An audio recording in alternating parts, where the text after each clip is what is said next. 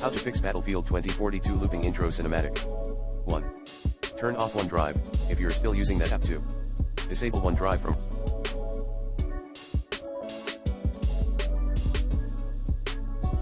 running with your Windows. Reboot your PC. 3.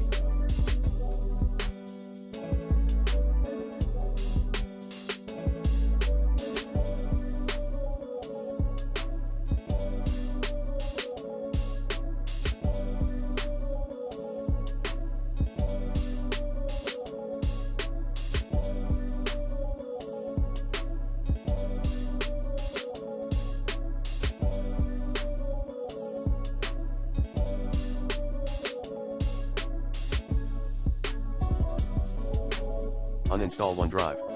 And try some other OneDrive alternatives on the web, if needed.